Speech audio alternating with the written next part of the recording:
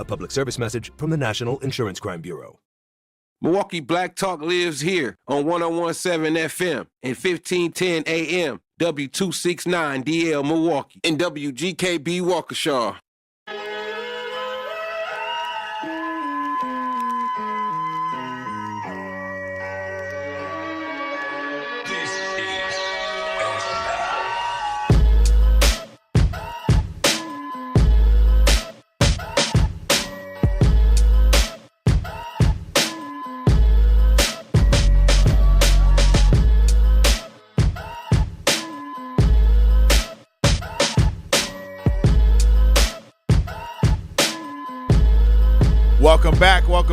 Welcome back. I'm your host, Manan Sabir, and this is the Grapevine. If it's moving through the community, then you heard it here first. Thanks to Ray and Shannon, reporting on the last report. The last report was dynamic, talking about the podcast fest, and I got to tell you about a story. Yes, this is going to be good. This is about who gets to eat and what can they afford, and whether the last neighborhood grocer is standing and can keep standing. So beginning November 4th, stores that accept SNAP will have to carry 7 different varieties of food in each of 4 categories. Y'all listen to this: protein, grains, dairy, and fruits and vegetables. That's at least 28 varieties. 28 varieties and 84 individual stocking units. I'm going to repeat that. Beginning November 4th, stores that accept SNAP will have to carry 7 different varieties of food in each of the 4 categories: proteins, grains, dairy, fruits, and vegetables. My phone line is open. I'm going to tell you this real quick because we need to make sure y'all understand. You can call in the Truth Radio 1017-833-212-1017. Let me know what you think about this. Beginning November 4th, stores that accept SNAP will have to carry 7 different varieties of food in each of the 4 categories: proteins, grains, dairy, fruits, and vegetables. That is approximately 28 different varieties and 84 different stocking units. The USDA, get this. The USDA says the rule puts food first. The argument is simple. If a store accepts taxpayer-funded food benefits, customers should have the access to actual staple foods, not just soda, candy, and different snacks. Now, that's been a concern for a lot of people. That's been a concern for a lot of folks, an enormous amount of people who are on SNAP and they go to the grocery store or they go to these smaller grocers, corner stores included, and these corner stores in particular don't carry or aren't required to carry the mineral and nutrient-based foods that they need in order to survive, period. So, but a gentleman that I know is doing the work in our community, especially around food apartheid, food emergency, food, if you want to call it for your, archaic vision, food deserts. Maurice Wentz, the owner of the Sherman Park grocery store, he says in the report that just came out, he says that small stores operate, and this is true, small stores do operate on razor-thin margins and also budgets. The more inventory, and he is right, the more inventory, there's more vendor costs, more refrigeration, storage, spoiled food if customers don't purchase fast enough. So if you are familiar with the Sherman Park grocery store, the Sherman Park grocery store is on Fond du Lac and Sherman and Fond du Lac. Please visit and talk to Maurice Wentz, the owner of the Sherman Park grocery store, when grocery costs go up, where do those costs go? And we know all too too well. We know all too well where those grocery costs go. We know where whenever you have something brand new in your grocery store, you got to stock it. And when you stock it, you got to have the proper storage, and it has to be displayed properly. And if it's not displayed properly, a lot of times it can either go bad or you can be fined for it. So for Mo, a person like that, or these smaller grocery stores, they have work to do, because there will be violations if they don't adhere to these SNAP rules. And this is beginning November 4th. So I almost understand that they are concerned, but what do you all think? Tell me what bothers you, because large grocery chains and pharmacies have been disappearing from our neighborhoods, for black neighborhoods, for years. But in the last 2.5 to 3 years, our spending habits, we have been inundated with disinvestment, and it's taking a toll on us. It's taking a huge toll on us. They study our spending habits, they collect our money, then decide our neighborhoods are no longer profitable enough to serve. But when a black-owned grocery store stays, when a gentleman by the name of Mo Wentz puts his name, his money, and his reputation on the line, suddenly we discover another set of rules has to be absorbed. Like my belief is our families deserve fresh, healthy food, bar none. Our families deserve fresh, healthy food, bar none. This is not, you have to, we know this. This is not anything new.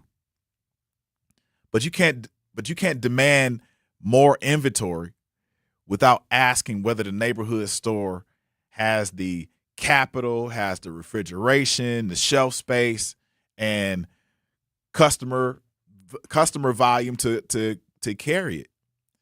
Like you have to put people in the door. So this is a part of a program, part of a government that often misses. A rule can sound equal on paper and still hit a small neighborhood store very differently than it hits Walmart. Y'all know Walmart. Wally's World doesn't get it. You have to and we already know with Walmart, things happen, man. Things happen. They have grown tremendously since they started, and they will take over a neighborhood, and then ultimately, when they're not making enough money, they'll leave it. They will leave it, and that's a part of commerce, especially in America. The USDA says this about nutrition. Maurice Wentz says it could rise and raise costs for families who can least afford it. Let me say that again. Mo Wentz, our neighborhood Sherman Park grocer, says it could raise costs for families who can least afford it. And I think both things can be true. The question is, are we willing to help small stores meet the actual standard? Are we willing to help small stores meet the actual standard? Are we going to just regulate them out of the neighborhoods that need them. We got to think about it. We have to think about it. We have to think about it. This is my question to everybody. Are we willing to help these small stores, or are we going to just, push them out of the neighborhood? This is a real fight, I think, that is not going to end for a while. You have to remember what I said earlier. The USDA says this about nutrition, that it could raise costs for families who can least afford it. This is very serious. We're living in a time where a city can quite possibly, we're living in a time where we are we're in trouble. We're in trouble, man. It's just plain and simple. We are in trouble. So hopefully our communities can connect each other, because we have a number of different communities, smaller micro communities here in Milwaukee, and all of them are experiencing similar issues around nutrition and affordability, and also disinvestment. And when we're facing that, the role of people like Mo Wentz and his voice is for him to speak out on this and say that this is going to be a problem because the margins are already razor thin. We're going to find out that not only are the margins razor thin, but it's going to force a lot of people out of the market. A lot of people like him, a lot of mini grocers out of the market. I'm sure there's pretty much some more mini grocers in the market. This is very serious. When we return, we're going to talk about Head Start. We're going to pivot to Head Start. We're talking about rules written far away that land directly on our families. It's another major proposal that dropped today, and we want to talk about Head Start. We'll be back in 3 minutes. This is an urgent message about voting in Wisconsin. The primary election is August 11th. This is your chance to help decide Wisconsin's future. Early voting is happening right now, and Election Day is next Tuesday, August 11th. Go to myvote.wi.gov to find your polling place. And remember, you can register to vote right up through Election Day. Make your voice heard. Go vote. Paid for by Wisconsin Future Rising. Game day starts here. The Atrium Sports Lounge, your new headquarters for every touchdown, buzzer beater, home run, and championship moment. Great food, great drinks, great vibes. Located in the heart of Milwaukee's Deer District at 1110 North Dr. Martin Luther King Jr. Drive in Milwaukee. Be among the first to experience Milwaukee's newest sports lounge, where every game feels like a championship event. Follow on Instagram at Atrium Sports Lounge MKE. The countdown is on. We'll see you soon. I always had to be so good, no one could ignore me. Carve my path with data and drive. But some people only see who I am on paper. The paper ceiling, the limitations from degree screens to stereotypes that are holding back over 70 million stars. Workers skilled through alternative routes, rather than a bachelor's degree. It's time for skills to speak for themselves. Find resources for breaking through barriers at tearthepaperceiling.org. Brought to you by Opportunity at Work and the Ad Council. I'm Chris Jakimick. I served in the United States Air Force, and I deployed 3 times. So in 2017, I was serving as an Air Force First Sergeant. Our motto in that role is, my job is people, everyone is my business. But unfortunately in that year, I would lose my own brother, Lance Corporal Adam Jakimick, to suicide. The majority of veteran suicides are from guns. I store my weapons securely, not only for myself, but for my family. Store all your guns securely. Help stop suicide. My service never stops. Brought to you by End Family Fire and the Ad Council. And here's Heather with the weather. Well, it's beautiful out there, sunny and 75, almost a little chilly in the shade. Now, let's get a read on the inside of your car. It is hot. You've only been parked a short time and it's already 99 degrees in there. Let's not leave children in the back seat while running errands. It only takes a few minutes for their body temperatures to rise, and that could be fatal. Cars get hot, fast, and can be deadly. Never leave a child in a car. A message from NHTSA and the Ad Council.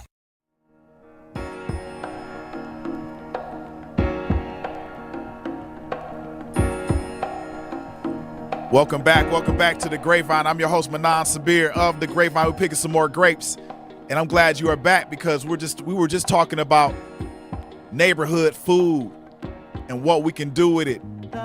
Shout out to Sherman Park Neighborhood Grocery Store on Sherman and Fond du Lac. Y'all doing your thing. You holding tight. Please hold tight. We don't forget about you. You guys go ahead and visit Mo Wentz over at Sherman Park Neighborhood Grocery Store and make sure that you shop there regularly. He has what you need, and if he doesn't, make sure you request it. Make sure you request it because this is important. If we are not shopping with our mini grocery stores, then we are doing them a disservice. Please go over there and shop with them as much as we possibly can. Shout out to Mo Wentz. Mo, if you listen, call in. You're more welcome to call in and promote your business, man. We love to hear from you, straight up.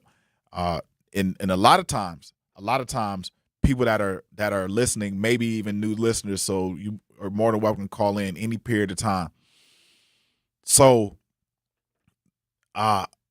before I left, I started talking about Head Start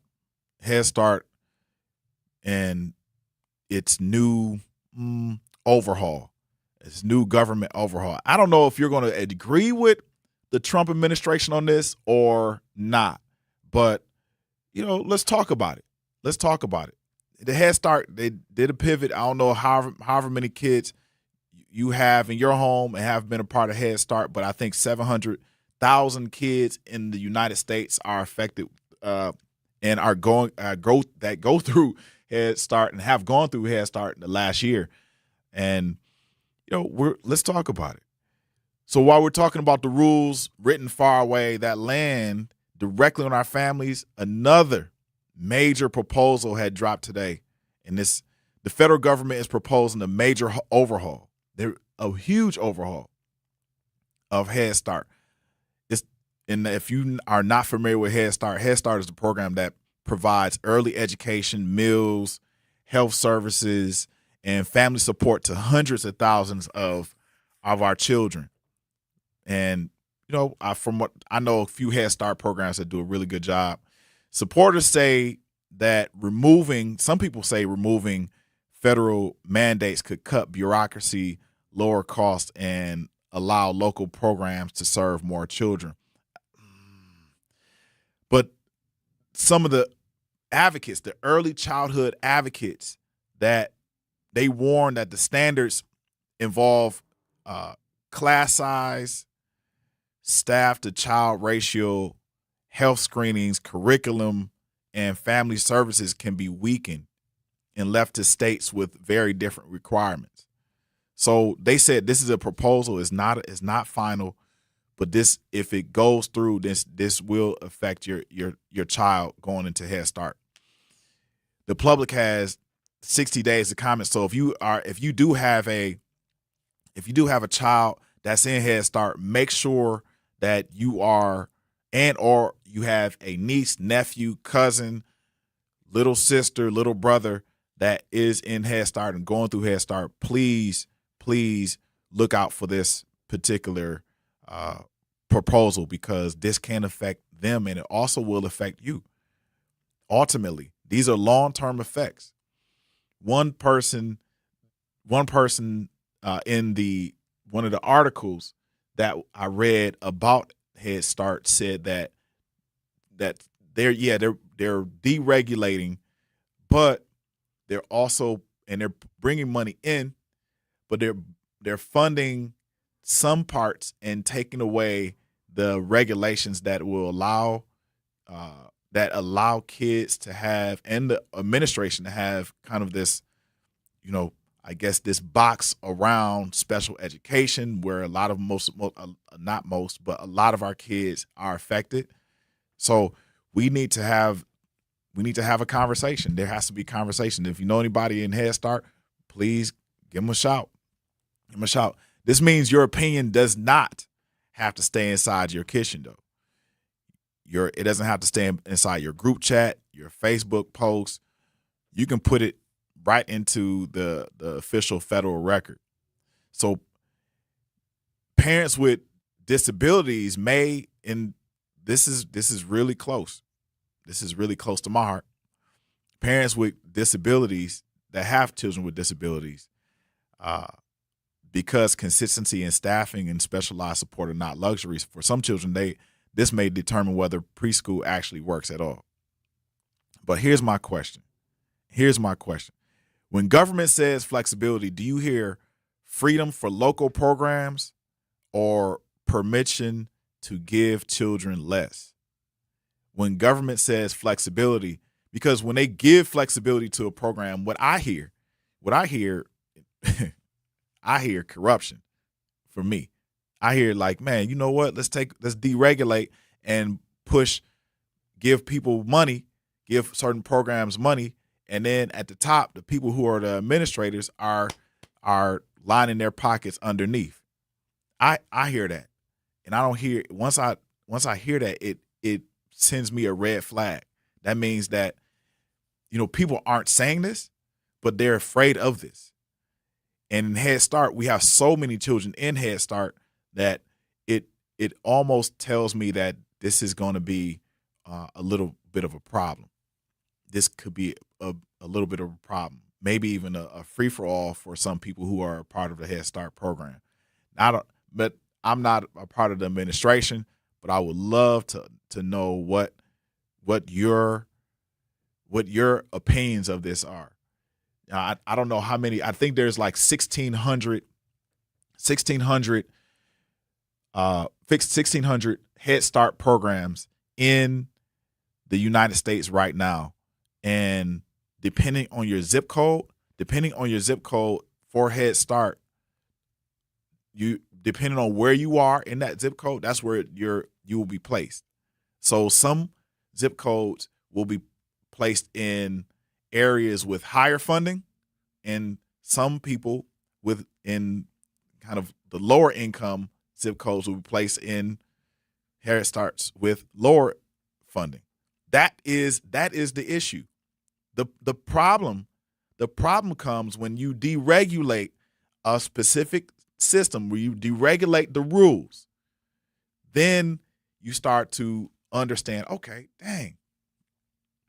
Well, if they're deregulating and the people at the top are passing out this money, who's actually, are certain people getting raises? Are certain people over here providing extra programs? Like, for example, there's a school. This is God's honest truth. There's a school in Chicago. It's called Frederick Douglass High School, Frederick Douglass School, grade school, whatever.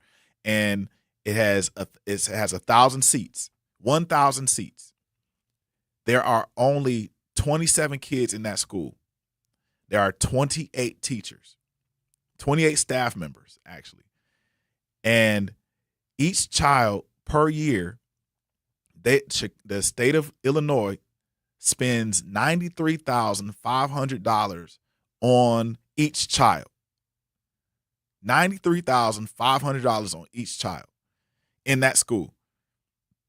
And it only has 27 kids that go to this 1,000-seat school. So what are we doing in the Head Start program that can regulate all of this? Well, Head Start programs in the rural areas get more money than the ones in the urban areas. I would like to know, Mr. Government. I would like to know. So y'all, listen up. I want to pivot a little bit because this is very important. August is National Black Business Month. August is National Black Business Month. There are approximately 3.1 million Black-owned businesses And congratulations to all the Black-owned businesses here in America. But that comes to, I had an argument. Not an argument, maybe a discussion, a strong discussion. What do we really need to mention? Do we really need to mention that our businesses are Black-owned? Do we really need to mention that our businesses are Black-owned? Is it one of those? I was listening to Dr. Boyce Watkins, and he said he took a trip. He took a trip to wherever, somewhere down south, and he went into a restaurant, and the restaurant was well run. He took a picture. It was nothing but it was probably 80% white people, 20% Black people. Let's just say it like that. And he walks in, and he didn't know that the business was a Black-owned business by a Black family. And so afterwards, he researches this business, and he finds out that it's a Black-owned business. And he mentioned that because you have a business doesn't mean that you have to label it Black-owned. It just means he was saying that it just has to be well run.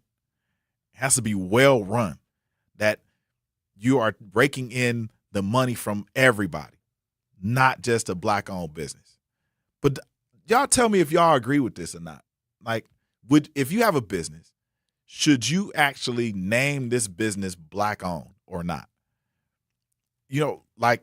I'm pretty sure that if you do have a Black-owned business, that means that you're employing, more than one person that is Black. But are you then actually employing the rest of your staff as a Black-owned business? Are you employing those people that are Black? You're not necessarily discriminating, but you're giving a little bias towards those individuals. I'm curious to know from some of the business owners, the Black-owned business owners, what you feel about this. Should your business actually be called Black-owned, or should you just have a business? And should you just be running it? When we come back, we're going to continue to talk about August being National Black Business Month. And should we continue to call our businesses Black-owned? When we come back in 3.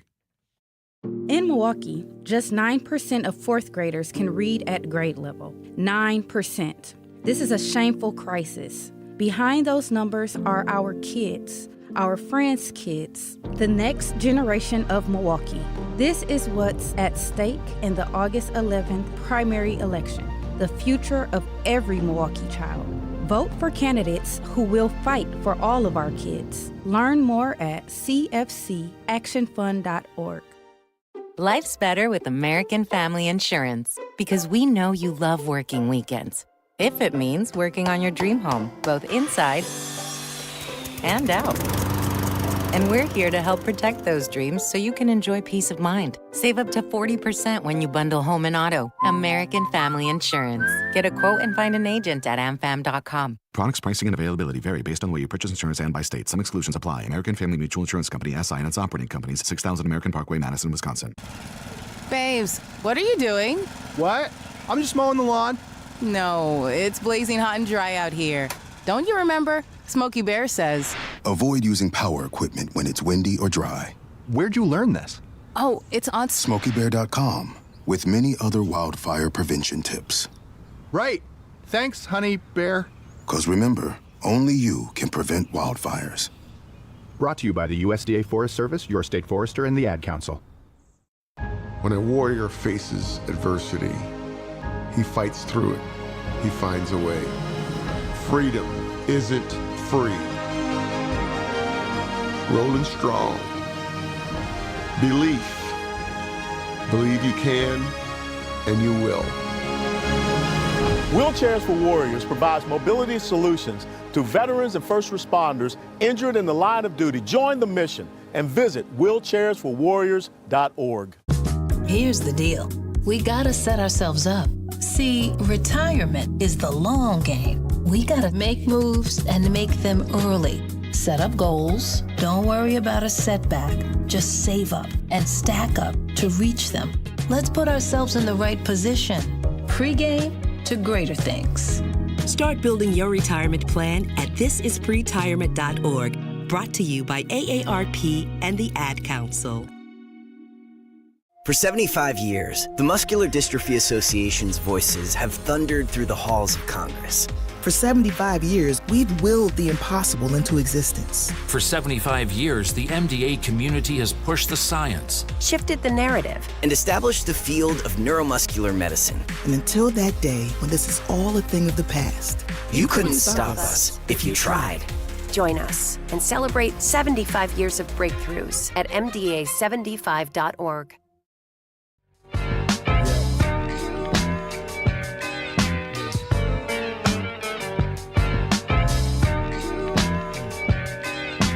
Welcome back to the Grapevine. I'm your host, Manan Sabir.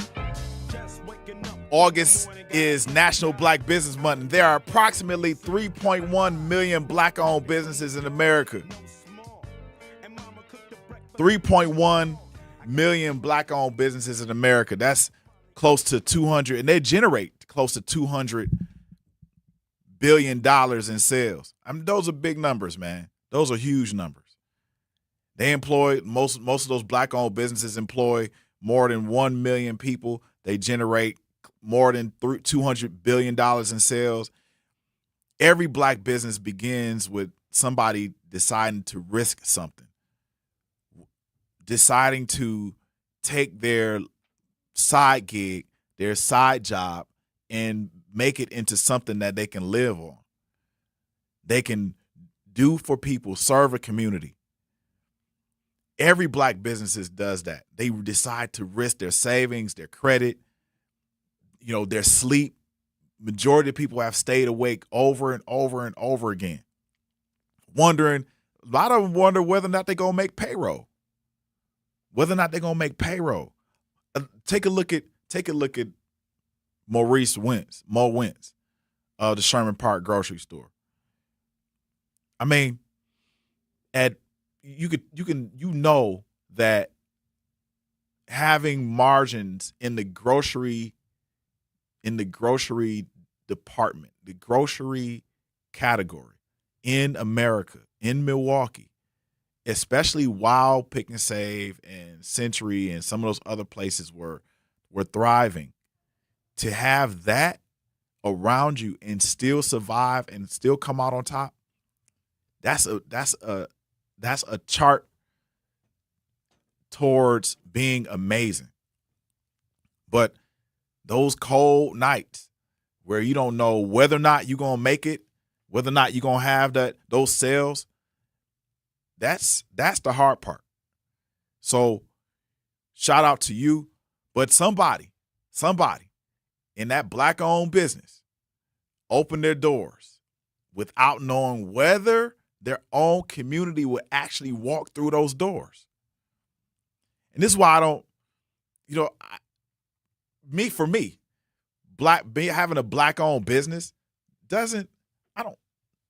it doesn't matter for me to say, man, my business is black-owned. Nah, it doesn't matter. Does not matter at all. Not one bit. Not one bit. What matters for me in all of this is that not only are we looking at these individuals using their savings and their credit and staying awake all times of night,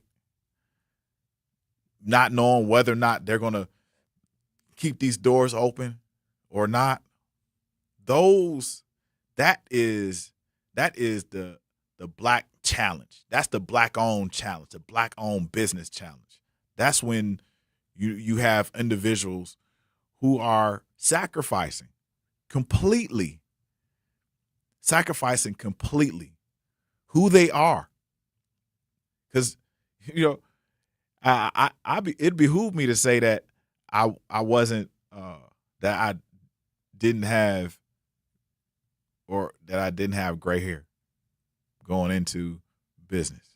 Man, listen, shoot, gray hair, bald spots, all of that.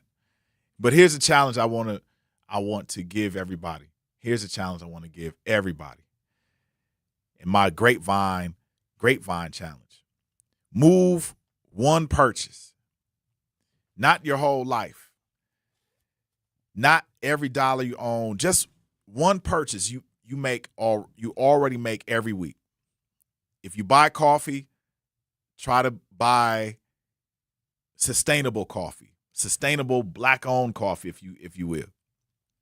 If you eat lunch out multiple times a week, guess what? Choose a couple black-owned restaurants. And if you are really conscious, a lot of people who are conscious of black-owned businesses will make suggestions to improve that particular business that they are patronizing. If you need grocery stores, visit the Sherman Park Grocery Mart. And if they don't have what you need, man, guess what? Guess what you need to do? Guess what you need to do? You already know. Make it happen. If you need clothing, hair care, health care, child care, fitness care, legal help, graphic design, catering, look for somebody in our community that's providing it. That's providing. We even got great doctors and dentists. We have great dentists here in Milwaukee. Fantastic dentists. But my challenge to you is do one purchase. Because if 10,000 Milwaukee residents move just $20 a week, that will be $200,000 moving through black-owned businesses. If 10,000 Milwaukee residents move just $20 a week, that will be $200,000 moving through black-owned businesses. Y'all think about that. Al, what's up?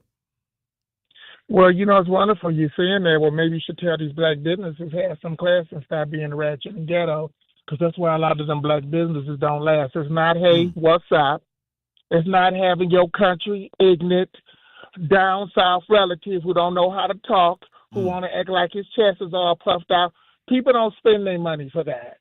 Or tell them if mama got an attitude and her eyebrows go to the back of her crown, she should not be on the grocery store nor answering the phone. And furthermore, when it comes to black businesses, why keep saying you're a black business? I feel like you limit yourself. You dumb yourself down, because it's like saying, I only want black money. You want all money. And this is not the 70s and 80s. Everybody don't do word by mouth no more. And you got to open up on time and stop closing before you're supposed to. People say, it's almost like when you say I'm a black business, I want you to have pity on me and spend your money. How about run your business like a business? Advertise your business. Make sure everything in your business is top tier. If I'm a business, I'm not going to tell nobody I'm a black business, because number one, this is Milwaukee. Black businesses can't survive off of black money because we're too personal, and sometimes we're too cheap. Because they want like a $5,000 job for $200, or what they say. Or if I got to pay that, I'm gonna go to the white man. Well, ski, scoot to the white man there. Just so you are a business and run it like a business. Open on time. Advertise. If I tell you I have a business, it's no guarantee you're gonna tell somebody else I got a business. And we don't care if you're Christian. Okay, we got to stop doing that. Oh, they're Christian. That might make me not come to you at all. That's your deep. presentation and your delivery is top tier. Or they say, oh, well, they're so-and-so or they're Christian. I don't care about all that. I want to know, is your business top tier? And we have some wicked businesses where they say, oh, they're Christian, and they got their wife with the roller set who trying to be like all up in your face and don't know a ski, school from an oil tank to a spark plug. And what did I do? I took my business to somewhere else. Wow. So they have to hit the reset button. And then when they run their business like a business, then they be able to compete with the white people and do a consumer hostile takeover and take their business and bring it to your business. That's deep, Al. I think you on point today. You on point. That's deep. Hey, look, I'm not going to lie. Al got a point, man. You have to run your business like it's supposed to be. The moment you put, it's almost saying it's a black-owned business doesn't mean that people will visit your business. And right now, what Al is saying is almost like a limit, almost like a barrier on your business. Because it's almost saying, like, for me, it's almost saying that you are just catering to black folks. And right now, in this economy where 500,000 black men lost their jobs in 2025 and 250,000 black women lost their jobs in 2025 due to this administration's output and input, we have to realize as a community that we have to galvanize our standards and raise them. We have to galvanize our businesses and raise the businesses.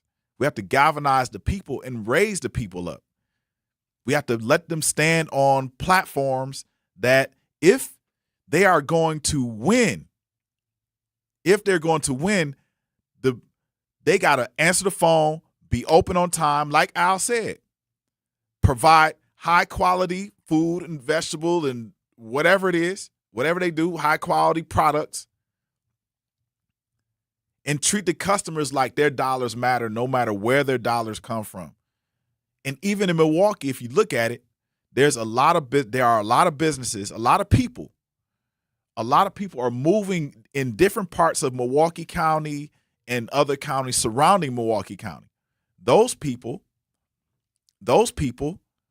are they're bringing their money into your community, wherever your community is. It could be Oak Creek, whatever, right? Let's continue to talk about this. When we come back, we'll be back in 3 minutes. We're just gonna go off. We're gonna go off. Natural gas is a clean, reliable, and convenient source of energy delivered directly to you through underground pipelines. The pipeline system has an excellent safety record, but there are clues that can help you identify a potential hazard. If you smell the strong odor of rotten eggs, hear an unusual hissing sound, or see blowing dirt or debris, it could be a natural gas leak. Leave the area immediately and call We Energies at 800-261-5325. We Energies. People you can trust. Energy you can depend on.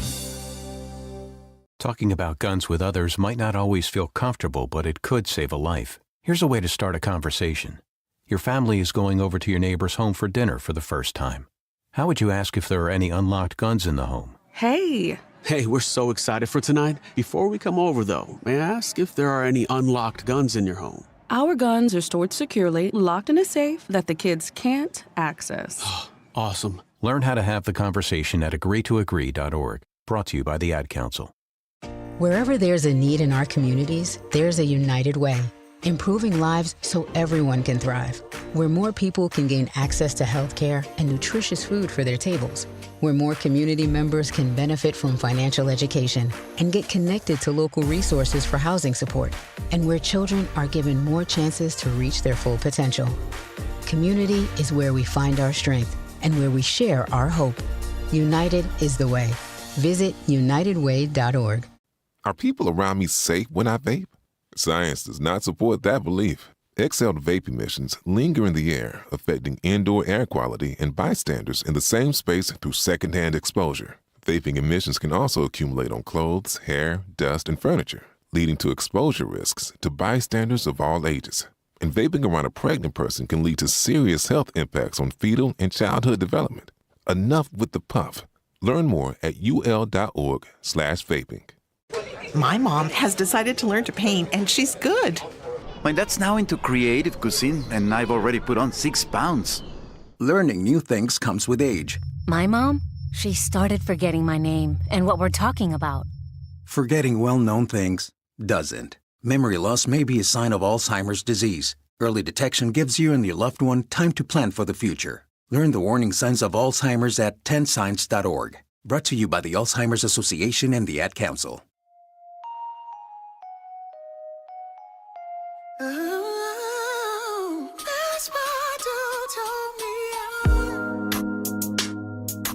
Most these sheep will move like clones. That's why I be on my own. My mama thought I was a joke, but Miss Badu told me I'm dope. Yes.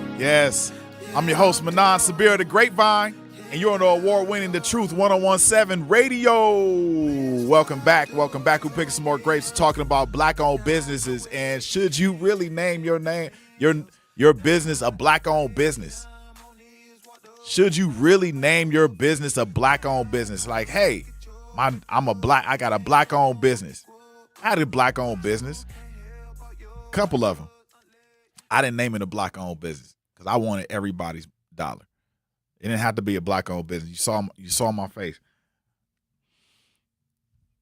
You saw it, but it didn't have to be a black-owned business. I didn't, as much as it's funny because there are a lot of owners of black-owned businesses that I know that don't even want to be don't even want their face associated with the business. A lot of them have it's almost like a untold rule of thumb to black-owned business owners to put their face forward, but in reality, majority of them don't want to do it when they get into it because there's so many issues along with associating your face with your business. You don't see Ray Kroc. You don't see Ray Kroc's face on his business. Wendy's, you see Wendy, but Wendy was Wendy's daughter. You see the Colonel. Colonel was, I think he did that because he looked real unique, but I don't even know, was he really a colonel? I mean, whatever, right? McDonald's, you see Ronald McDonald. So a lot of people aren't putting that foot forward. What they're doing is they're talking about the economics of running a business. They want to run their business like a business rather than put the name black-owned business on there because it does separate us from everyone else. Now, is it unique? Is it unique to have that moniker? I'd believe so. 100,000%. Because there are some subtleties in that if you do have that black-owned moniker, that will help you. Like you get certain scholarships, grants, you name it, whatever it is. Certain certifications with that particular moniker. But I'm of the contention that you don't have to do it. But when you do, make sure you take advantage of it. Make sure you take full, complete advantage of it. Full, complete advantage of it. You don't want the handouts. You want to be able to work for those things that moniker gives you. Security Mike, oh man, What's up, Security Mike? We're going to go to the chat in a minute. How you doing, young man? Doing good. What's up, my brother? I agree with you on that because I just got a business. Yeah. I'm not going to put it out there as black owned and operated because when we in the hood or whatever, we go in the store like that, we're going to know. We're going to know because I patronize black owned and operated business. Yeah. We don't have too many of them. Yep. But I wouldn't put it out there like that because you can attract anybody and everybody of all cultures. Right. I feel like a racist white person walk up. If they already know that it's black owned and operated, they're not going to patronize. Right. But if they don't know that, they'll stumble all up in there and find something they like. Yeah. You know what I'm saying? So I wouldn't put it out there because how we living now, Trump brought out all the races, brought them all out the closet. Mm-hmm. But if they don't know it's a black owned and operated business, they're going to patronize. Yeah. Keep up the good work, man. Man, I appreciate it. Thank you, Mike. Yeah. So and there's a few sides to this. I recognize all sides, but I do know that if I was in, and this is very segregated Milwaukee, this is very segregated Milwaukee County, this is very segregated Wisconsin. The moment I put black-owned business in my charter, in my mission, in my vision, and I name it that, there's no problem with that. No problem with that. However, if you lead with that, especially if you're in a space in this segregated space, man, you can detract. You can attract people who are detractors. But I want to hear what y'all had to say, man. Maybe you can change my mind. I don't know. Paul, what's up? Hey, how you doing, brother? Doing good. What's up, Paul? You know, what's most important is not what color the owner is. It's the quality of your products and the quality of your service. Right. That should speak for you. That's right. And if you focus on those two things with consistency, you should have some success. That's right. And you know what? That's what our folks lack a lot of the times.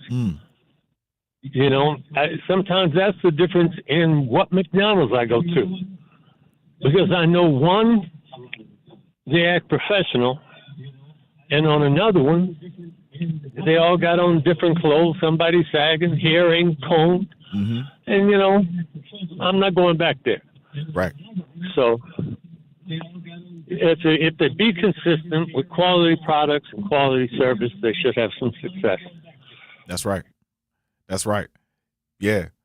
Man, Paul, I appreciate it. Yeah, and I think everybody is of the contention that if you have a business that is black owned, quality over moniker wins every time. Quality over who owns the business wins every time. For example, if you got a sign, I went to this business, and I'm not going to say which culture of business that owns it, but it was of a Far East culture, and the gentleman had a great sign out front. Like before you entered, there was a brand new building, great sign out front. We walk in, and it was boxes everywhere. You know, he's been in this business probably like 3 or 4 years. I think 4 years at when I entered the business, and I entered it with my daughter, and we go in, and he comes out the back. He's clean. You can tell he's a clean guy, but it was just boxes everywhere, stacked in different places, and he just didn't have quality organization. And there, I knew that he didn't have the support nor the resources and also he was a little lazy in relationship to how he wanted to run his business. Nice, very nice guy.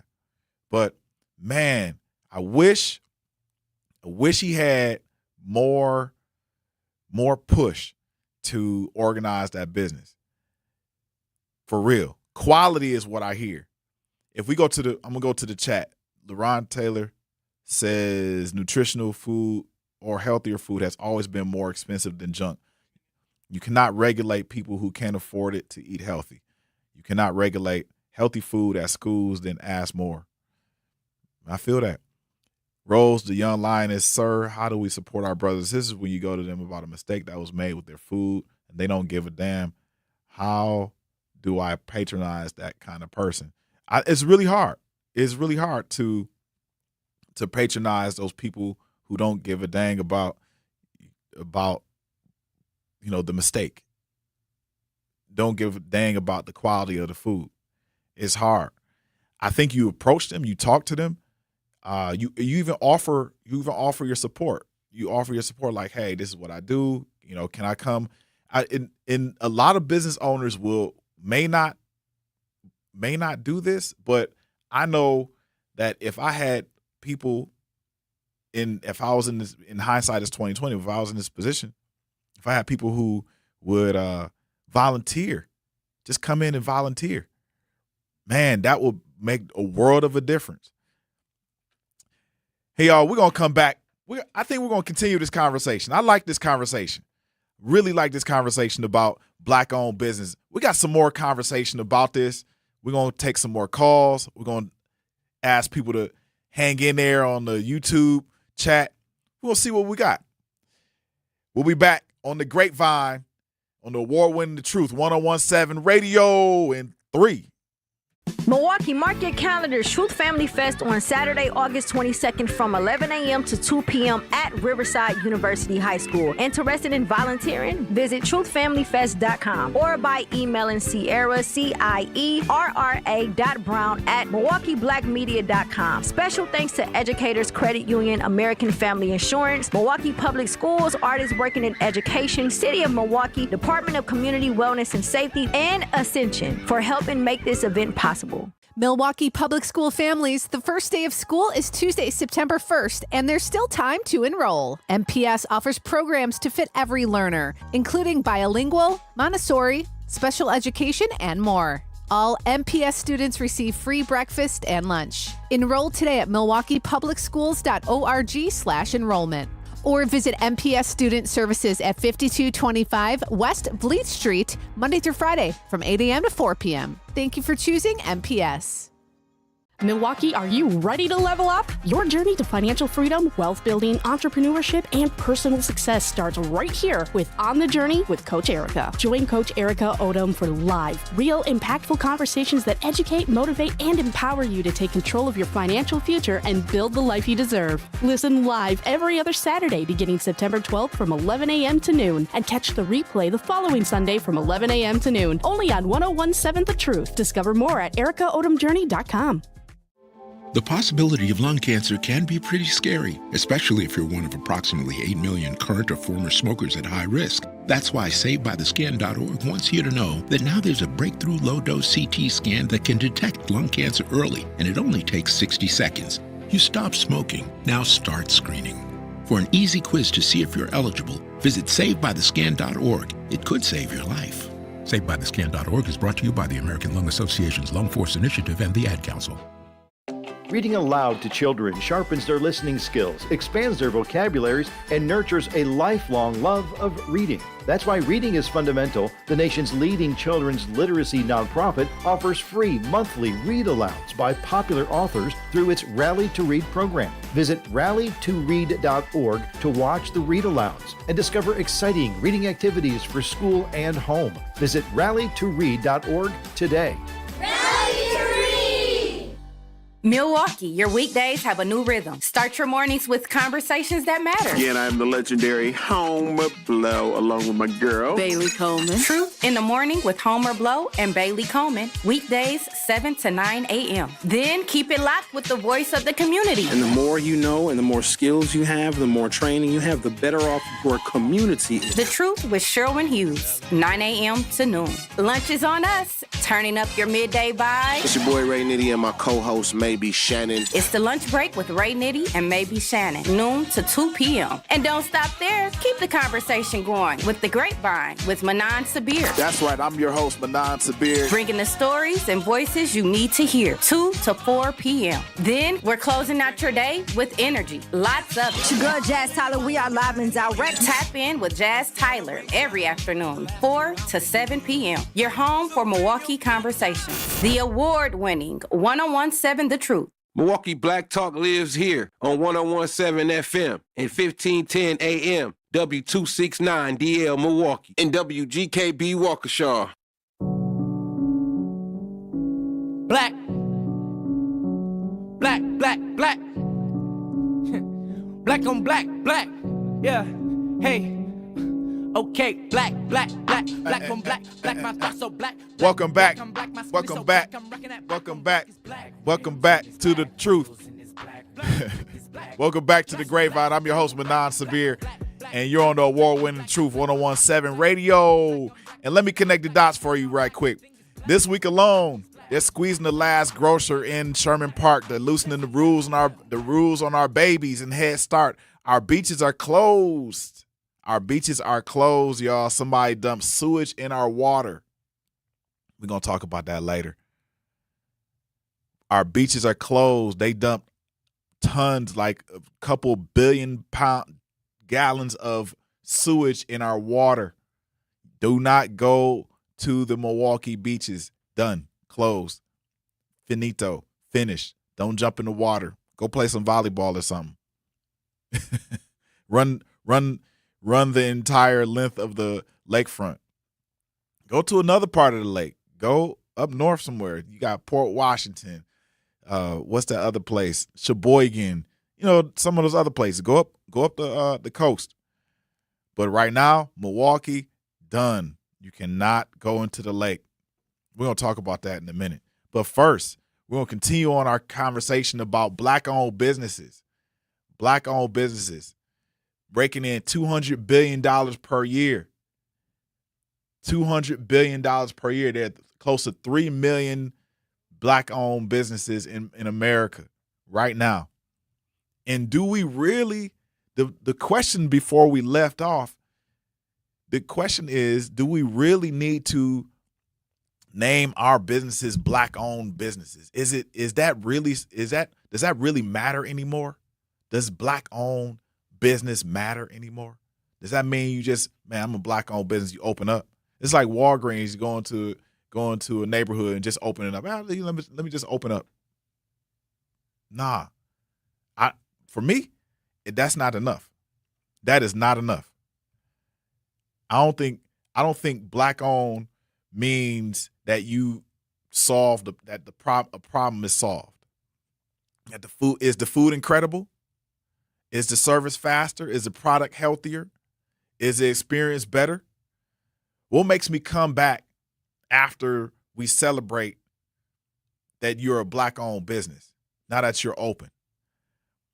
Now, some of y'all are probably saying, man, Manan, white-owned businesses never have to hide that they're white. Hey, I think you're right. I think you're right. Others are probably saying black-owned is not a exclusion, it's just information. Possibly. And some of you are saying if people refuse to shop somewhere because it is black-owned, that is their racism, not the owner's branding problem.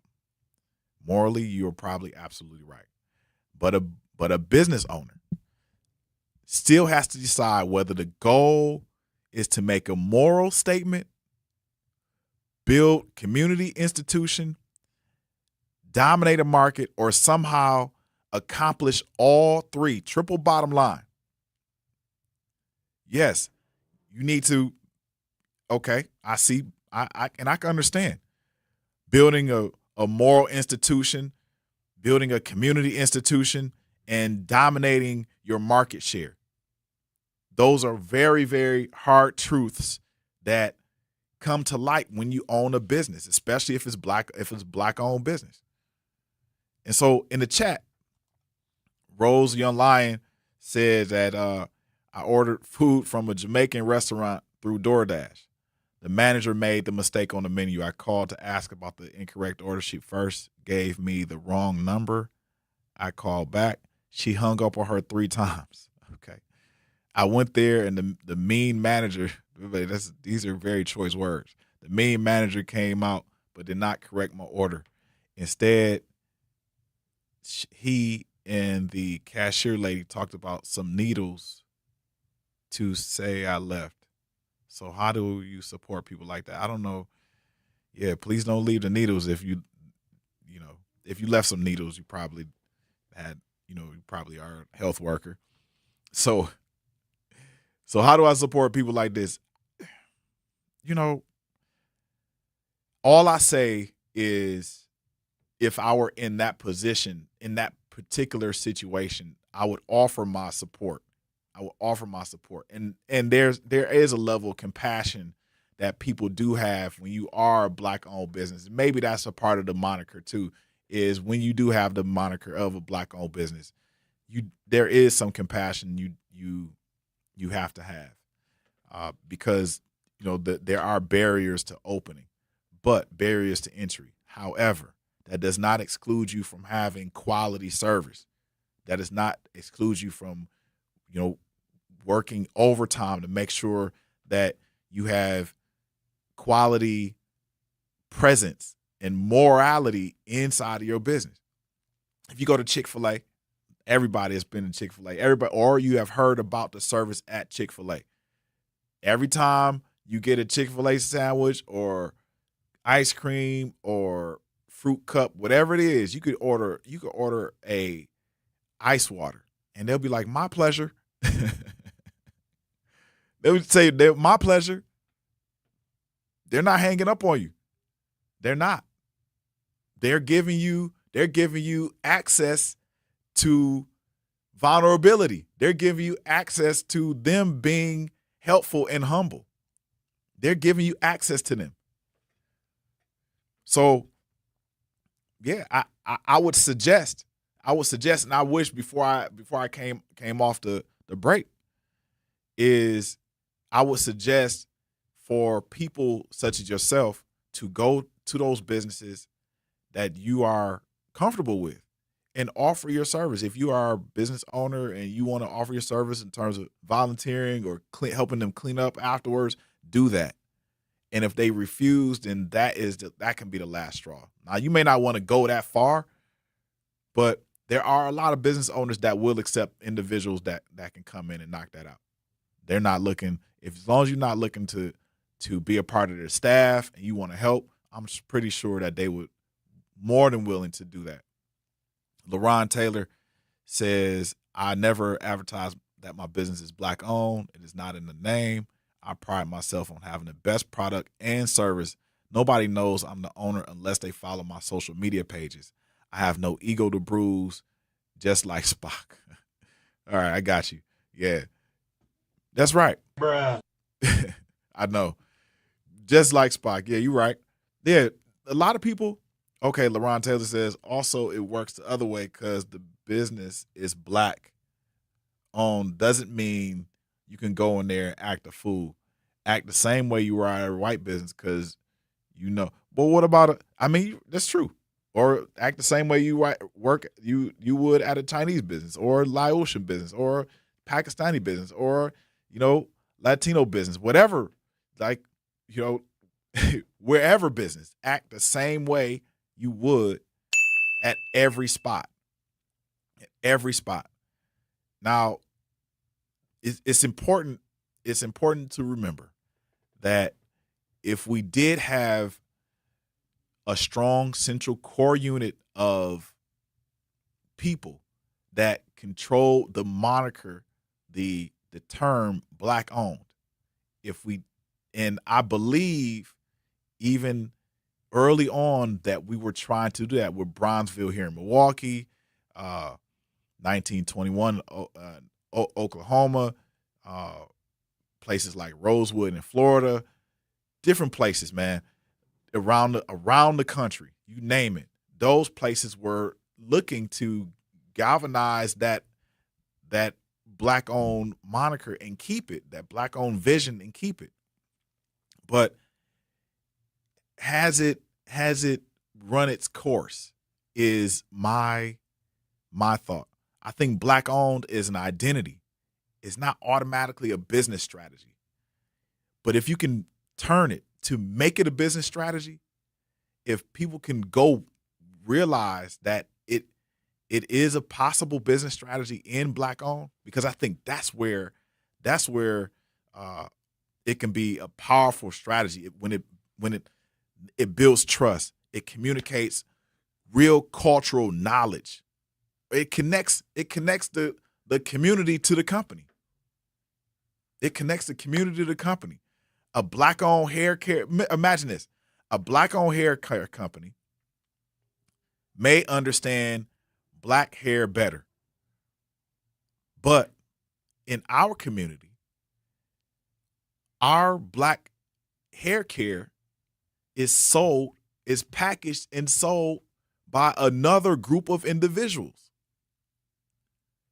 And if y'all didn't hear what I reported yesterday, our people with hair extensions the hair extension community or industry is now being subject to regulation by the FDA because the hair extensions, and as researched by actual Black researchers, hair extensions are toxic.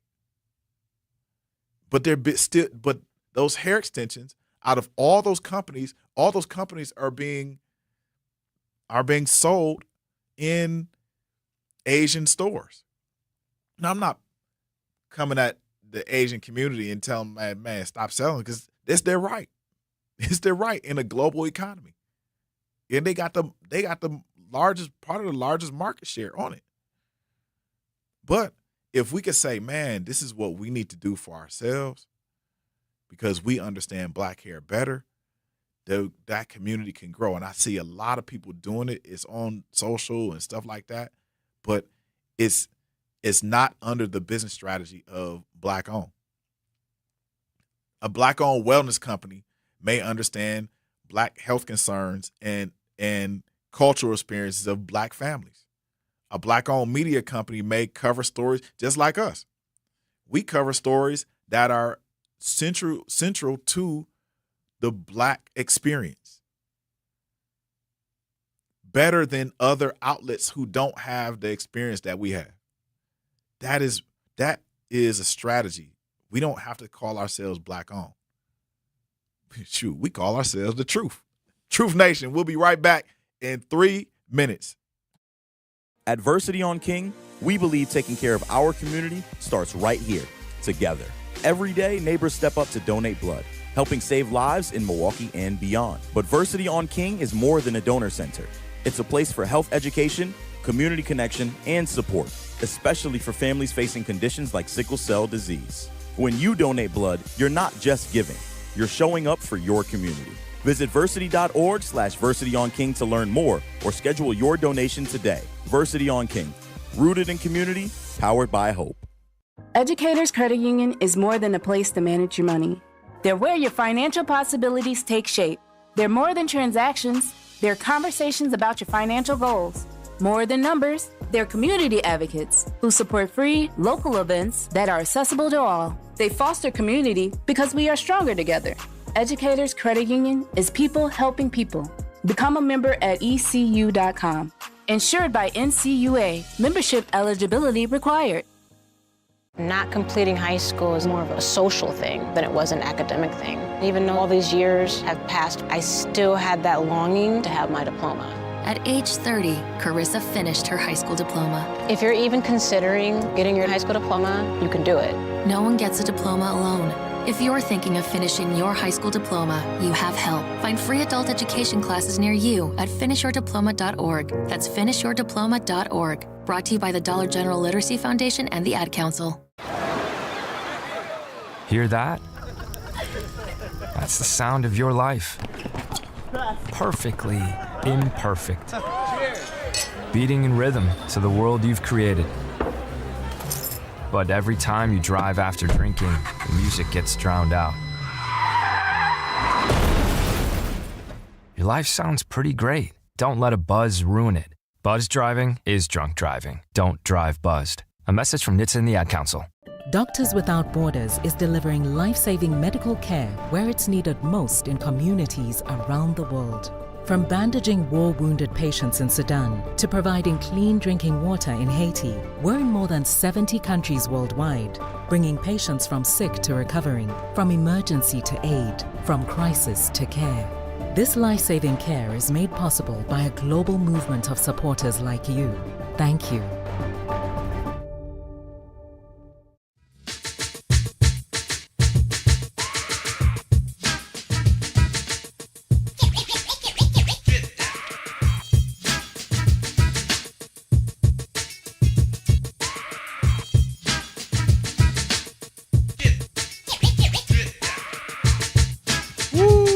That was good. That was good. Welcome back to the Grapevine.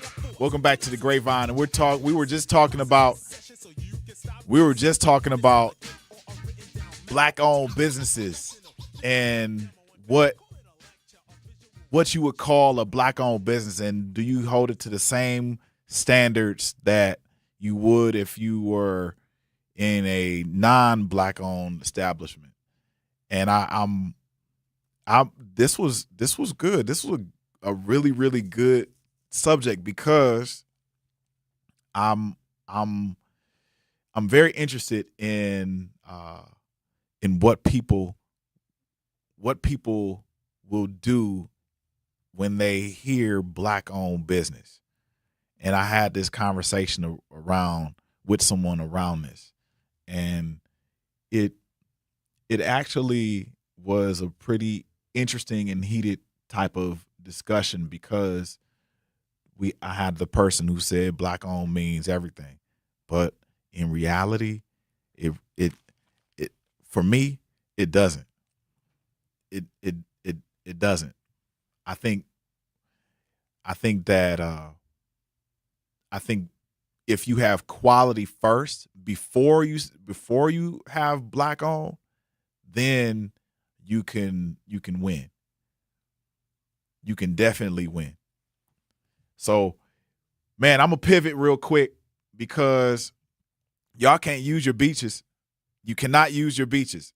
And Robert Lance, yes, real quick, shout out to Homer and Bailey for their segment that they doing this. I love it too. I love it. You can't use your beaches at all. Not in Milwaukee. They said approximately all the beaches are done. All the beaches have been out of commission. It said that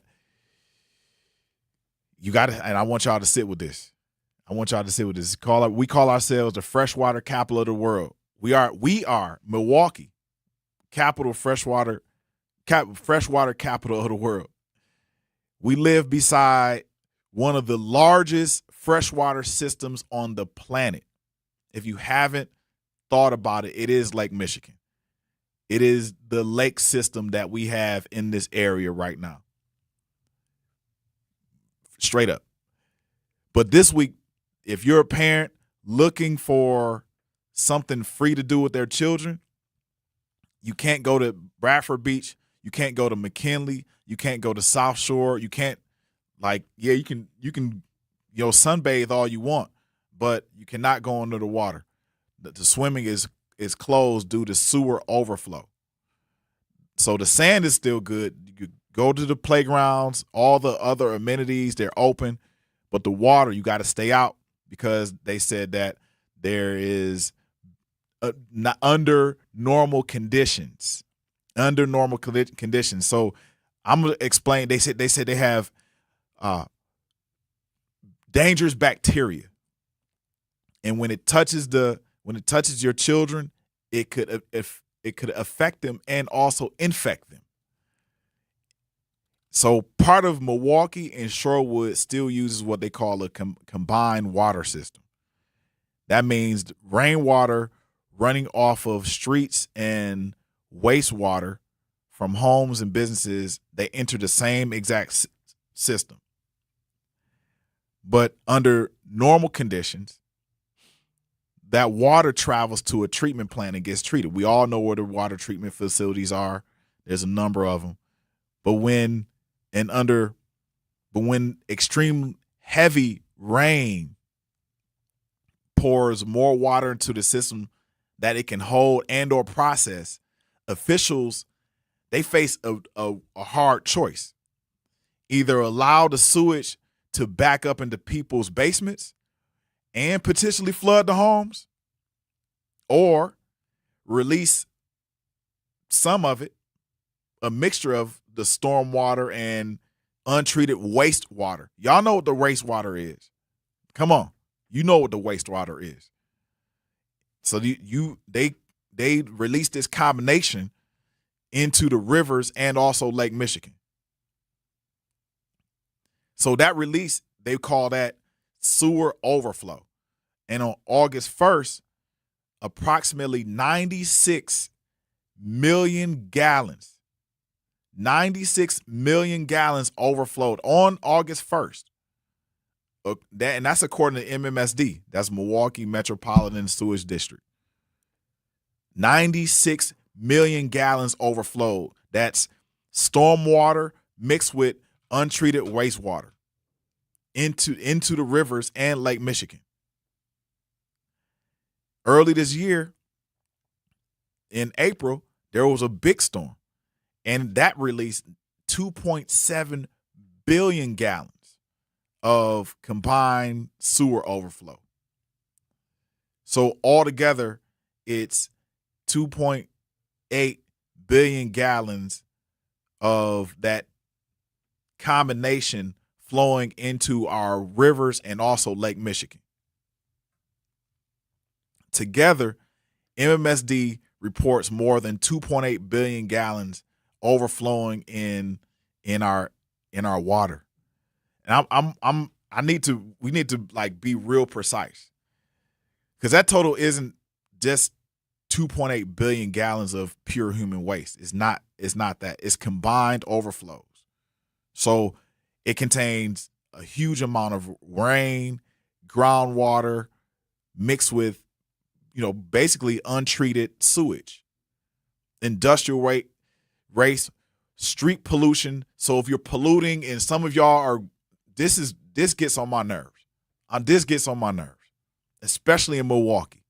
If you're riding, how many of y'all ride down the street and have witnessed somebody take out of their raggedy car, take a McDonald's bag and just toss it out the window, or a diaper, or a soft drink? Just toss it. It goes, where do we think that garbage goes? Even if you had a street sweeper, that garbage still has to go and flow somewhere. It'll go and flow to our sewers. Therefore, we're drinking, we are bathing in quite possibly really poor quality water. If we have to do better. We have to do better. Littering does not work. Littering doesn't work. Pollution, street pollution, industrial waste does not work at all. So if you see any of your people and they're just pick up the waste. That's all you got to do. That's all you have to do. So why are the beaches closed? Why did the beach close? Why did the beaches close? The beach closures, they even said, the MMSD, they said the beach closures are preventative. They're clearly preventative. Y'all, listen, this affects you. Water is the new war. This affects you tremendously. Yes, not only does this happen, you're right, Robert, not only does this happen, we may not be surprised that it happens every summer, but it's becoming even more and more of a problem when they're constantly dumping waste in a freshwater body of water. And not only are we putting that water into fresh water, we're constantly polluting it, let alone the companies that are upstream and also downstream and across the water that are dumping into that water. And that water is still subsisting. And we have to subsist with that water. Shout out to the freshwater science department at UWM. Shout out to you guys. And shout out to all the organizations that are Adams Garden at many different places, including Adams Garden Park, that are doing their thing for our communities. But we have to do our part as a community in Milwaukee. We cannot continue to pollute, because that water has to go right back to us.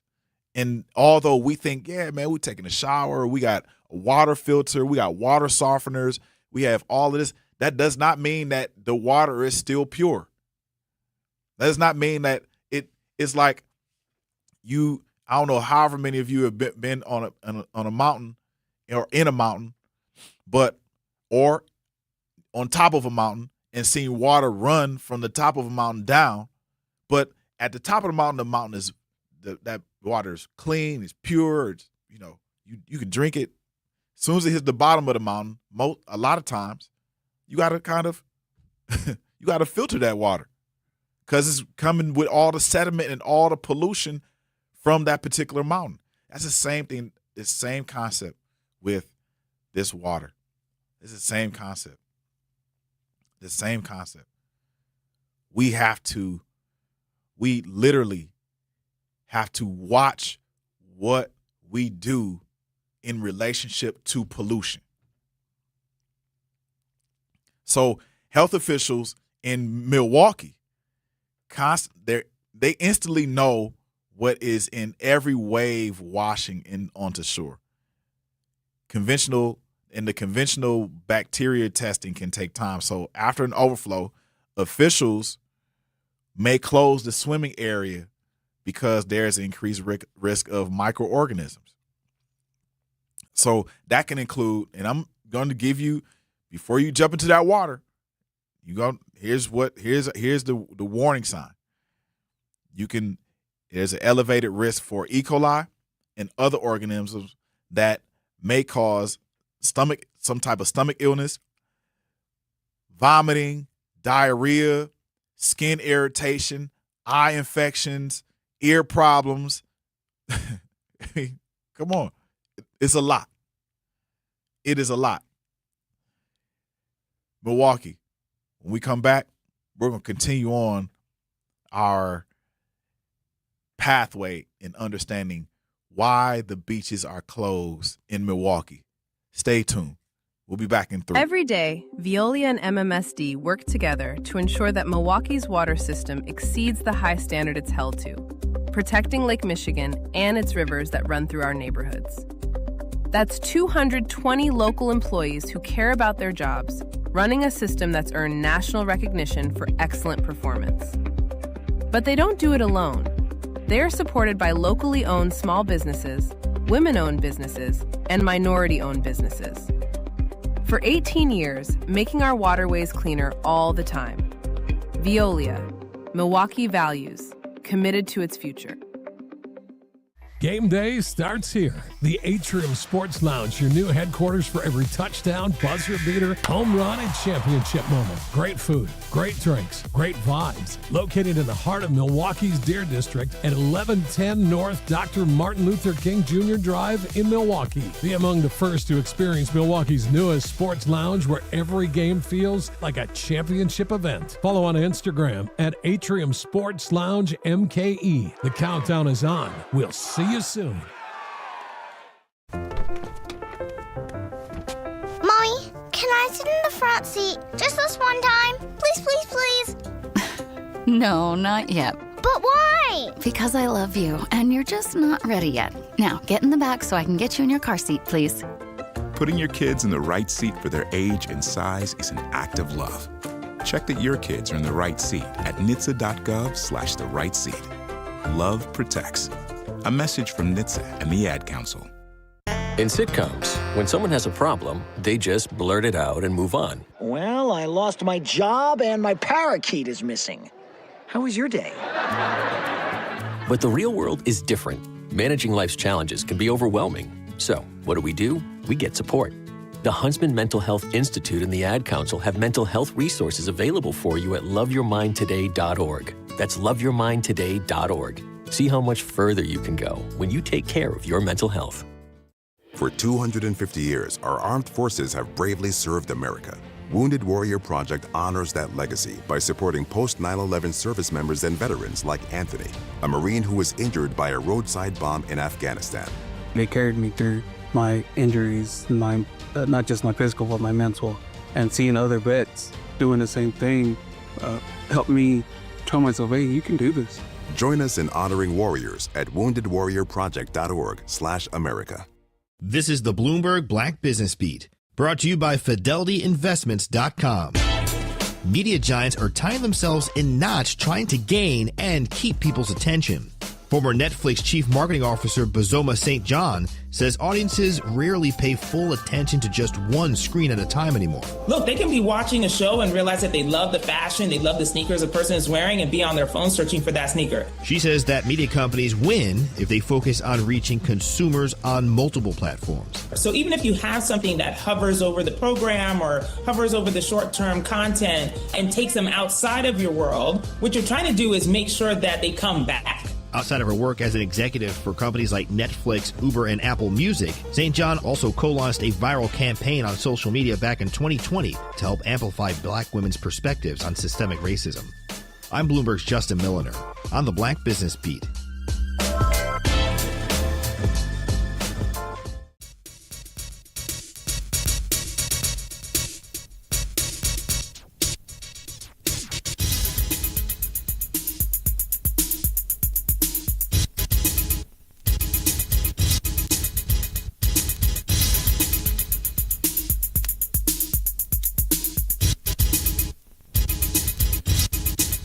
Welcome back to the Grapevine. You're on the award-winning The Truth 101.7 Radio, and we're about to pick some more grapes. I'm your host, Manan Sabir of the Grapevine.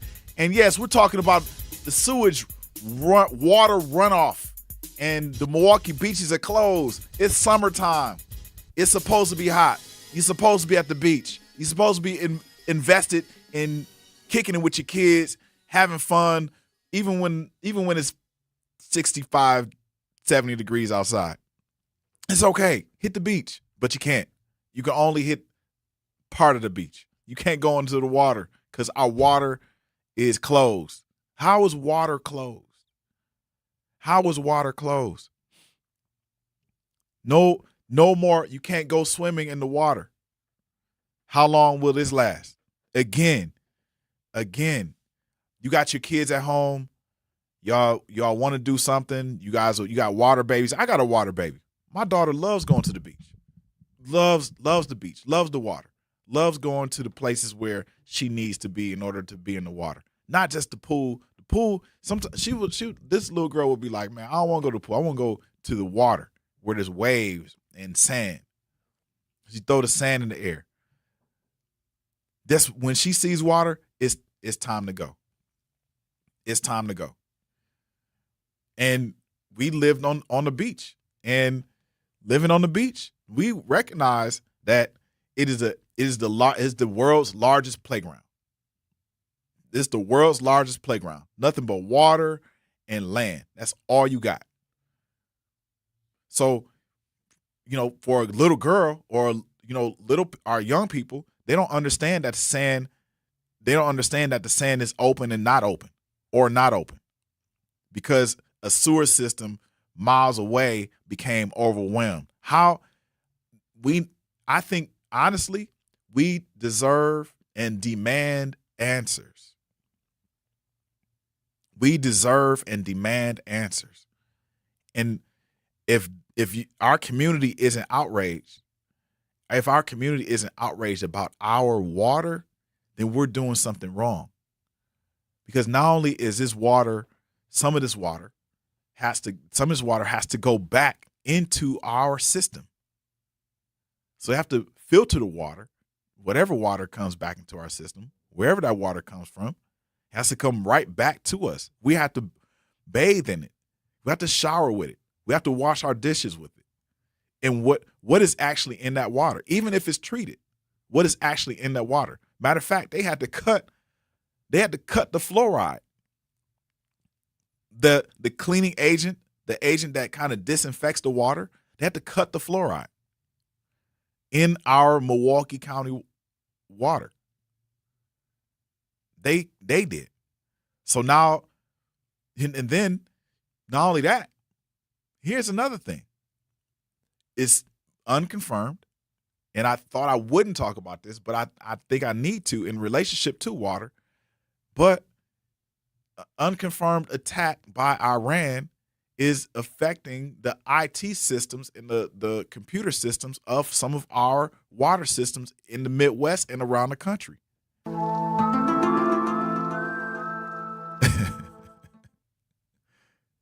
So y'all, water is when we talk about water, it is a really serious issue.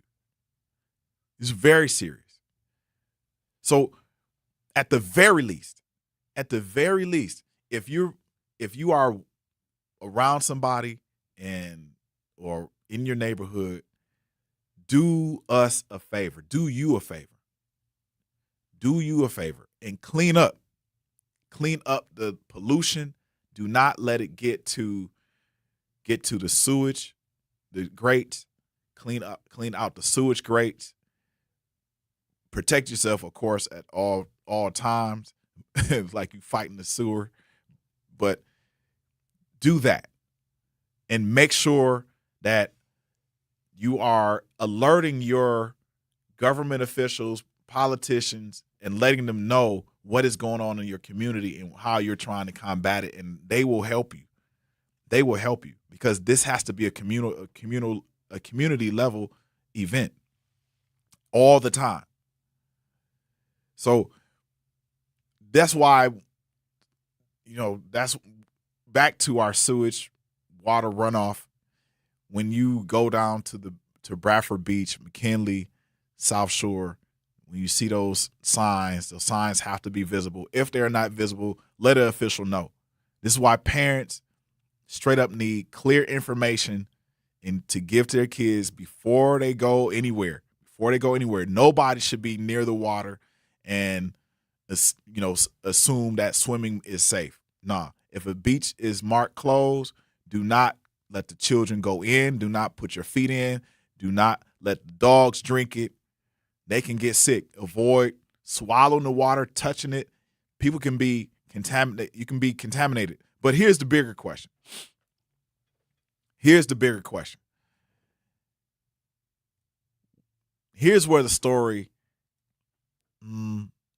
gets bigger than this week's closure. Are these overflows unavoidable acts of nature? Are these overflows unavoidable acts of nature? Can we avoid these overflows? What do y'all think? I truly do think that we can. Or are they warnings that our infrastructure just hasn't kept pace with the weather Milwaukee is experiencing? Is our weather becoming more dangerous? Or are these overflows just, are they simply unavoidable acts? I'm really just interested in this. 1 inch of rain across MMSD, like across their service area, produces and represents approximately 7.1 billion gallons of water. 7.1 billion gallons of water. Think about that. The rain comes down, it hits the roof, it hits parking lots, it hits streets, it hits Center Street, North Avenue, Villard, Clark, Valete, Washington Heights, Metcalf Park. It's all these places, right? The sewer system fills up. The deep tunnel that we have, that we spent money on, fills up. The treatment facility, the treatment capacity fills up. It's strained. And then eventually something has to give. It has to give. It has to give. And what happens? There's sewage runoff. This combination of rainwater and sewage starts overflowing. And y'all remember when we had the MMSD Deep Tunnel Project? I don't know, some of y'all were young. I remember I was younger. But we had the Deep Tunnel Project, and this area, before that, this area, Milwaukee, was experiencing 50 to 60 combined overflows per year. Per year. And luckily, because of that Deep Tunnel Project, Milwaukee only experiences 2.2 overflows per year. That's significantly lower. However, because the event of rain is such a large event, now we're experiencing an overflow, and we may need a deeper tunnel type of project.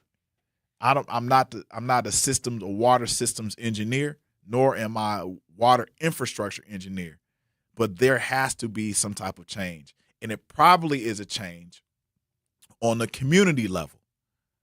It probably is a change on the community level. If you do not have a rain barrel, grab one, get one.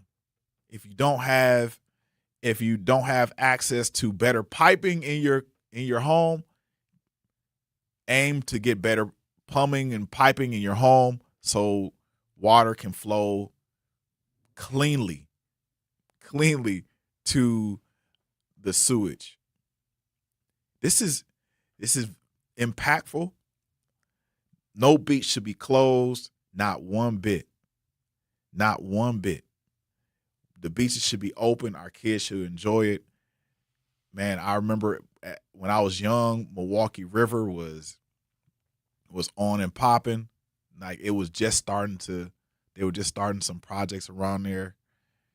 But I remember my dad even talking about Milwaukee River and also swimming in Lake Michigan but there were for him.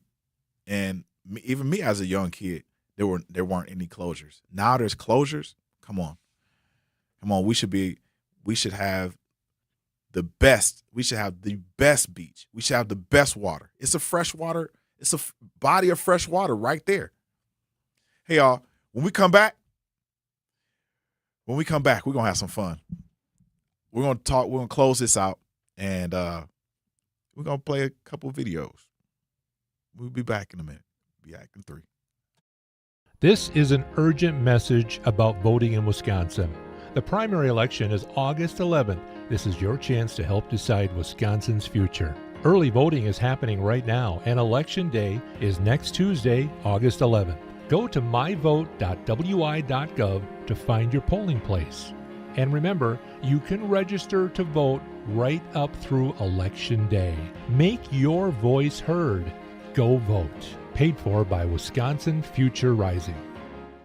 Milwaukee, mark your calendars. Truth Family Fest on Saturday, August 22nd from 11 a.m. to 2 p.m. at Riverside University High School. Interested in volunteering? Visit truthfamilyfest.com or by emailing Sierra, Cierra.brown@milwaukeeblackmedia.com. Special thanks to Educators Credit Union, American Family Insurance, Milwaukee Public Schools, Artists Working in Education, City of Milwaukee, Department of Community Wellness and Safety, and Ascension for helping make this event possible. I always had to be so good, no one could ignore me. Carve my path with data and drive. But some people only see who I am on paper. The paper ceiling, the limitations from degree screens to stereotypes that are holding back over 70 million stars. Workers skilled through alternative routes, rather than a bachelor's degree. It's time for skill. That year, I would lose my own brother, Lance Corporal Adam Jackomek, to suicide. The majority of veteran suicides are from guns. I store my weapons securely, not only for myself, but for my family. Store all your guns securely. Help stop suicide. My service never stops. Brought to you by End Family Fire and the Ad Council. And here's Heather with the weather. Well, it's beautiful out there, sunny and 75, almost a little chilly in the shade. Now, let's get a read on the inside of your car. It is hot. You've only been parked a short time and it's already 99 degrees in there. Let's not leave children in the back seat while running errands. It only takes a few minutes for their body temperatures to rise, and that could be fatal. Cars get hot, fast, and can be deadly. Never leave a child in a car. A message from NHTSA and the Ad Council.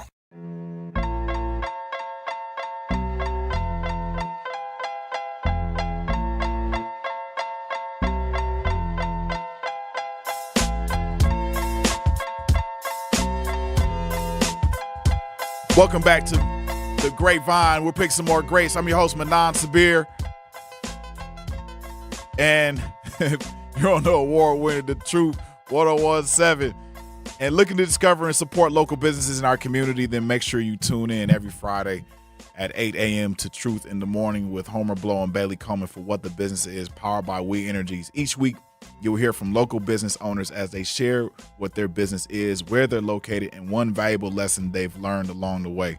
We Energies is proud to help power local businesses in the communities they serve. Don't miss What the Business Is every Friday at 8 a.m. only on Truth in the Morning with Homer Blow and Bailey Coleman, powered by We Energies, delivering the energy that powers local business. And the True Family Fest. Y'all got to come. Y'all got to be at the True Family Fest. Straight up. August 22nd from 11 a.m. to 2 p.m. at Riverside University High School. Is free and fun for the entire family, featuring great music, community resources, family activities, and back-to-school support to help students get ready for a successful school year. If you're interested in volunteering, make sure you come out and volunteer. You got to visit The Truth's website at 1017thetruth.com to complete the volunteer form, or by emailing sierra.brown@milwaukeeblackmedia.com. Bring the whole family and experience one of Milwaukee's super favorite community celebrations, True Family Fest, Saturday, August 2nd, between 11 a.m. and 2 p.m. Special thanks to Educators Credit Union, American Family Insurance, Milwaukee Public Schools, Artists Working in Education, City of Milwaukee, Department of Community Wellness and Safety, and Extension. Yes, welcome back. Welcome back. Ooh, if I haven't told y'all real quick, I'm going to tell y'all before I even get off the air. If I haven't told y'all I love y'all straight up. Sandra, what is up? Talk to me. This is my free section. Okay, good. Hi. What we up? love you too. A lot. Okay, you were talking about the water, and I was just wondering, now, we made it where you can buy water, so that's somebody set up businesses that way. So, how are they using water? Plus, I think it seems like to me everything that's disappearing, they want us to do free, like scan your own groceries, this and that. Now, we don't get no discount.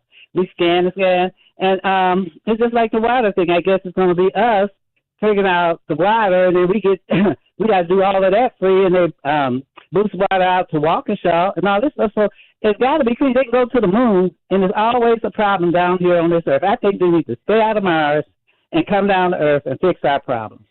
Really? Yeah. You see them spaceships going up there all the time. They pollute the air. Don't they pollute airplanes? They say the smoke off the airplanes pollute. Everything is polluting.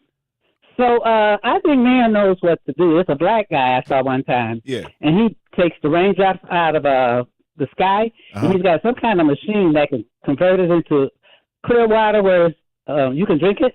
Yep. And every now and then he pops up on the internet, and they will not accept his whatever. He probably won't sell them the patent. Yeah. And, they won't accept it that way. They got people that come up with ideas. I think they want the patent so they can make the money off of it. There's a lot of people, a lot of black people are working in water right now, and I think there's even, just stay on the line real quick, because there's people that are working in ocean tech, Ocean Tech is the next wave of future for people who are in technology. And if you are not in it, if you have young people around you, listen to me. If they're not in Ocean Tech and also Space Tech, they're going to miss the boat. Ocean Tech, they need HVAC, they need plumbing, they also need people that are computer scientists, all of that. If you are any industry that is in technology or associated with technology, they are using that for those particular areas, space and also ocean, water. So water is highly, highly important. For me right now, I think it's the new war. It is. If we don't have water, we're in trouble. Yeah, if we don't have everything goes down. It says everything shuts down on us. And how are we going to start it back up? We can't because it's shut down. So we got to prepare in advance. That's what they always say. And, they got a water center down there in the viaduct. Down in that valley area, you can go toward Holton. Yep. And you can pass it going south. And that was supposed to help us. That's supposed to be studying the water, too. Yeah, that's the freshwater science associated with UWM. Yeah. Okay, tell us about it. You telling the truth. Okay, bye-bye. Yeah, thank you, Sandra. Yeah, so the freshwater science department at UWM they are one of the leading freshwater science departments in the world. They study fresh water. If we do not have fresh water, we are bathing in dirty water. Straight up. We are drinking dirty water. Straight up. It is affecting us. It affects the soil. It affects the air. It affects how we live if we do not have clean water. And if they don't understand, if this department doesn't work at its full capacity, then they're not benefiting Milwaukee. So what do we have to do? What do we have to do? We have to win the war. We have to win the war in our communities on pollution. We have to win the war on pollution. We do not need to have our children standing at closed beaches at all. So I think I probably have more questions than anything. How much more infrastructure investment will it take to prevent these releases? How much more? And, pose this question to your politicians. How much more infrastructure investment will it take to prevent these releases? Are we preparing for, these large rain patterns in Milwaukee? Because Milwaukee, I think Milwaukee 40 years ago didn't have these large rain patterns, but now we're experiencing these large waves of rain patterns that are affecting us tremendously.